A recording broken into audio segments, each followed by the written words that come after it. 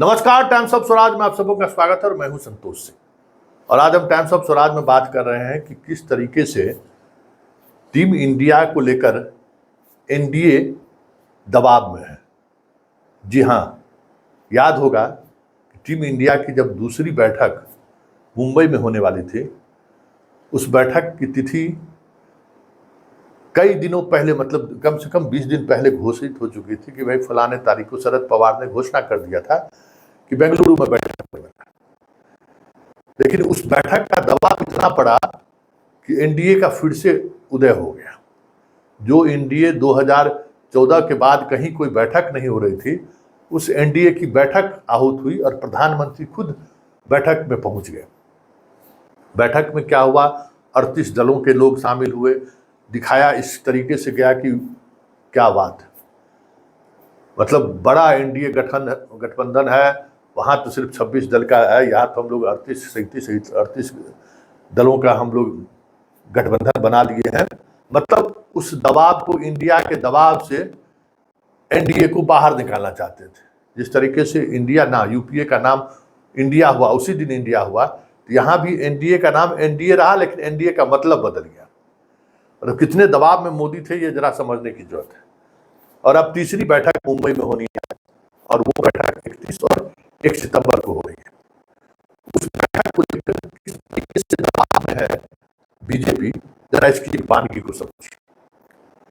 NDA गठबंधन को लेकर तो मोदी कभी सहज नहीं रहे।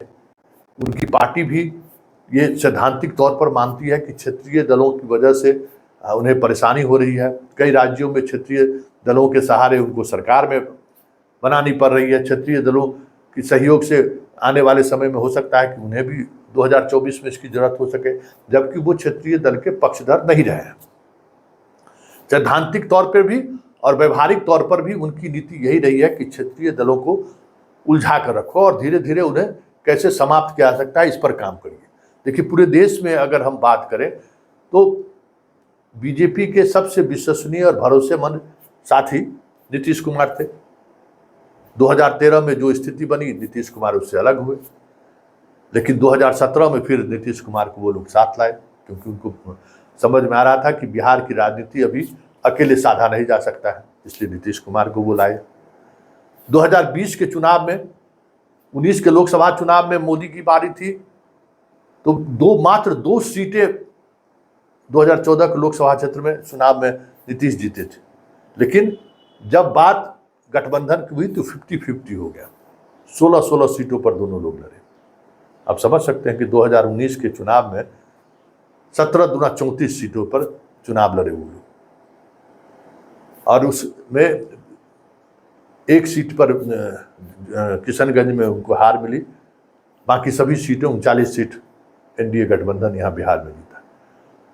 उस दौर में बीजेपी अपनी कई जीती हुई चीजें, 60 ऐसी सीटें जो पिछले चुनाव में 2014 में वो जीत गई थी, वो छोड़ दी है, क्योंकि 2019 का लक्ष्य उन्हें साधना था।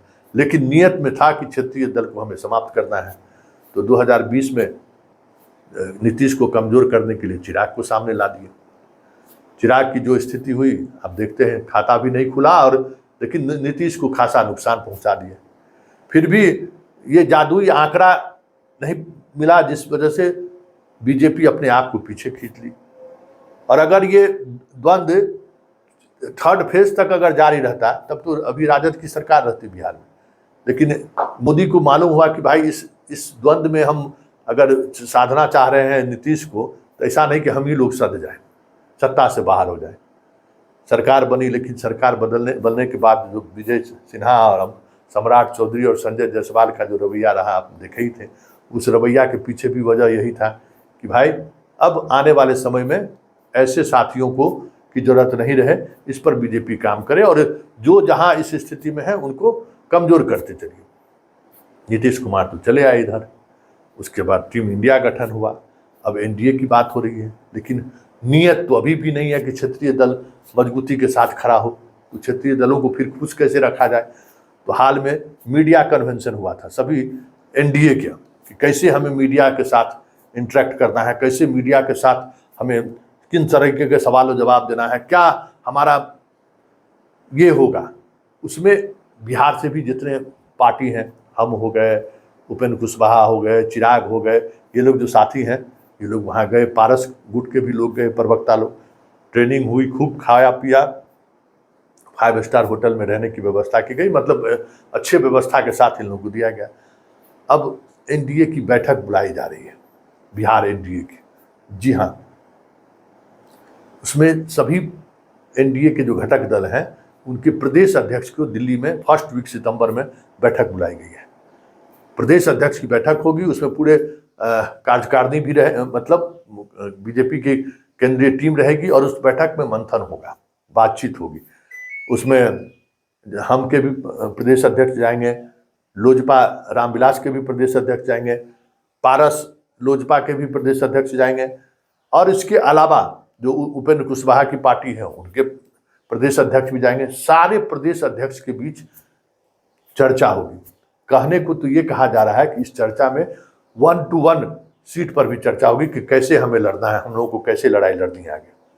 लेकिन ये सारी चीजें ऐसी कवायद है, वो कवायद सिर्फ ये दिखाने की है कि अरे एनडीए के साथी के साथ हम लोग भी बैठक कर रहे हैं, जैसे इंडियन टीम कर रही है। मतलब कोशिश यही दिखाने की है, क्योंकि नियत अभी भी स्पष्ट नहीं है कि पारस और चिराग को लेकर जो विवाद चल रहा है उस विवाद का हल निकल जाए, इस पर बीजेपी गंभीर अभी भी नहीं है। इस बयानबाजी की वजह से दोनों को नुकसान हो रहा है, और जो फार्मूला सेट कर रही है बीजेपी, कह रही है कि जो 6 सीट है 6 सीट आप लीजिए, दोनों आदमी 3-3 सीट पास नहीं दिए। अब इस बात पर चले आए एनडीए की बैठक में, जब चिराग आ गए तो बीजेपी की इच्छा है कि उपेंद्र कुशवाहा हो, चाहे जीतन राम मांझी हो, ये सारे लोग जो हैं हमारे सिंबल पर चुनाव लड़े। बीजेपी अपनी सिंबल पर चुनाव लड़ाना चाहती है, ये इनके लिए और मुश्किल हो रहा है। लेकिन भागे नहीं, या फिर इन लोगों को उलझा कर कैसे रखा जाए, इसी को लेकर प्रदेश अध्यक्षों की बैठक बुलाई। अब बताइए, हम पार्टी के प्रदेश अध्यक्ष की क्या हैसियत है, लोजपा रामविलास पासवान के प्रदेश अध्यक्ष की क्या हैसियत है, पारस लोजपा का जो प्रदेश अध्यक्ष प्रिंस की क्या हैसियत है, उपेंद्र कुशवाहा के प्रदेश अध्यक्ष पार्टी के जो प्रदेश अध्यक्ष की क्या हैसियत है, वो क्या निर्णय ले सकता है?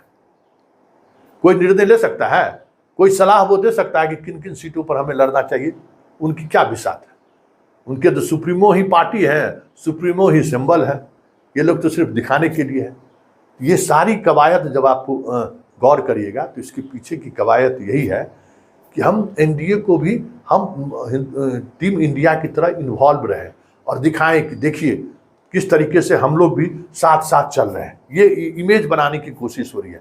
भले पीठ पीछे छुरे मारने की तैयारी है, ये भी एक सत्य है कि क्षेत्रीय दलों को हमको ठिकाने लगाना है, खेल के पीछे यही सत्य है। लेकिन इन तमाम चीज़ों में को लेकर यही सिर्फ मैसेज देने की कोशिश हो रही है कि हम हिंदुस्तान की तरह हम लोग भी मजबूत से एक साथ हैं, आने वाले समय में पूरी मजबूती के साथ चुनाव लड़ेंगे। और हम लोग इस कवायद को बनाए रखने के लिए कभी प्रदेश अध्यक्षों की बैठक बुला रहे हैं, मीडिया का वर्कशॉप बुला रहे हैं, आने वाले दिनों में संयुक्त रूप से जो जिला अध्यक्ष हैं इसकी भी बैठक बुलाने की योजना है कि जितने एनडीए के जो जिला अध्यक्ष हैं उसकी पटना में बैठक हो कोऑर्डिनेशन को लेकर। ये सारी कवायद इसलिए है कि इनको हम इन्वॉल्व रखें, मतलब पहले हम सब साथ हैं ये हम इमेज बना कर रखें, और उसके बाद सीट, क्योंकि सीट शेयरिंग को लेकर अभी भी स्थिति स्पष्ट नहीं है। शुरुआती दौर में खबर आई थी कि चिराग पासवान को 6 और 1 की बात तय हो गई है, 6 पार्लियामेंट का इलेक्शन और 1 राज्यसभा सदस्य में पारस अगर चाहें तो राज्यसभा जा सकते हैं। लेकिन ये खबर 48 से 72 घंटे ही चली होगी कि अचानक पारस विस्फोट कर गए, और विस्फोट इस तरीके से किए कि उन्होंने खून तक पर आरोप लगा दिया कि ये मेरा खून है ही नहीं, ये तो एक अलग तरीके की राजनीति करना चाहता है, हमारे भाई साहब के अरमानों को ये कुचलना चाहता है और ये हम कभी नहीं होने देंगे, हम अपने जीते जी इस तरीके से कभी मिलने का सवाल ही नहीं है। और वो बयान इतनी तल्खी के साथ वो बयान आया कि चिराग पासवान भी सहम गए कि चाचा के इस सवाल का हम जवाब कैसे दें। चाचा को फिर धमकी भरा फोन भी आ गया, उस मामले में भी उन्होंने सीधे सीधे चिराग पर आरोप लगा दिया कि ये सारा खेला चिराग करा रहा है। अब देखिए आगे आगे होता है क्या, लेकिन इतना जरूर है कि टीम इंडिया के गठन के बाद टीम मोदी कितने दबाव में है इसकी वानगी इस तरीके की बैठकों से समझा जा सकता है। लेकिन संकट ये है कि ये क्षेत्रीय दल को समाप्त भी करना चाहते हैं, क्षेत्रीय दल के वोट को कह सकते हैं उनके साथ पार्टी में चुनाव में ट्रांसफर हो, ये भी चाहते हैं। मतलब दो नाव की सवारी में कहीं माया मिले न राम वाली बात हो जाए तो कोई बड़ी बात नहीं होगी, क्योंकि बीजेपी ये भी चाहती है कि क्षेत्रीय दल कमजोर हो, और ये भी चाहती है कि 2024 में क्षेत्रीय दलों के सहारे हम सरकार में आ जाए। तो ये दो जो थ्योरी काम चल रहा है बिटवीन द लाइन, अब देखिए आगे आगे होता है क्या। लेकिन इतना तय है कि चलिए टीम इंडिया की वजह से एनडीए के ऐसे घटक दल जिनको कोई नोटिस नहीं लेता था, जिनसे कभी कोई बातचीत नहीं होती थी, कम से कम संवाद का एक जरिया तो निकला।